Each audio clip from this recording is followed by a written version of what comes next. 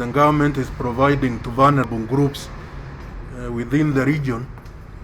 We know initially we had those disabled, those orphaned, those are chronically ill.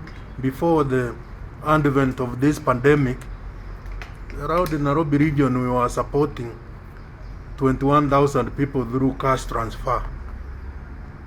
But when the pandemic began, we realized there were increasing numbers of people who are vulnerable.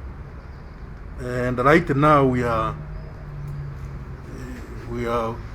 extending cash transfers to 30,396 people, the ones who are vulnerable. That is the aged, the disabled, the orphaned, the widowers, and so on, by sending money to them to buy food for their subsistence and other items. We paid them the initial amount of Kenya shillings 2,000, and we are going to pay them another round until this problem is over. We have the program of the food cash transfer. There are people who are out of jobs, people who cannot buy food, who are in need of food relief. And the policy of the government is not to give relief food directly. Like we used to have relief food distribution. It's because once you started doing relief food distribution, the physical distribution, you gather a lot of people. And like you saw what happened in Kibra, there was a stampede, all the people were injured. So the government decided to use another route of sending money to these families to buy their food. And the ones we identified within Nairobi region are 125,629 households. 125,629. These households have a total population of 382,033.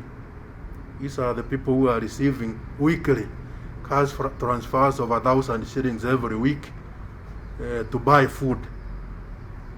So that is what the government is doing, because we want to disabuse the notion out there being peddled that the government is not giving relief food to the people of Nairobi.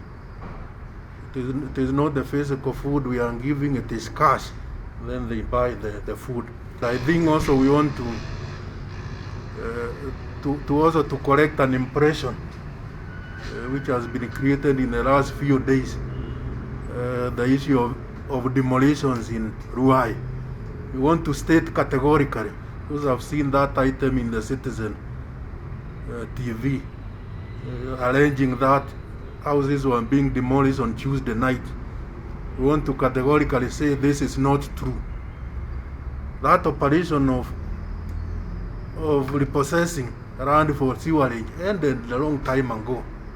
That process is over, and the land is now in the hands of the Nairobi Water and Sewerage Company in order to proceed with expanding the sewerage. So we want the media, you are free, you can inquire from us, because those pictures, I was seeing those pictures are not pictures of this week, because there is nothing happening. There are no demolitions. We have said there are no evictions, demolitions during this period until we come out of this problem of the pandemic. So I think the media, we need also to be objective, to check with us instead of airing stories which are not factual. So we are coming to the weekend where we are coming to the end of the holy month of Ramadan.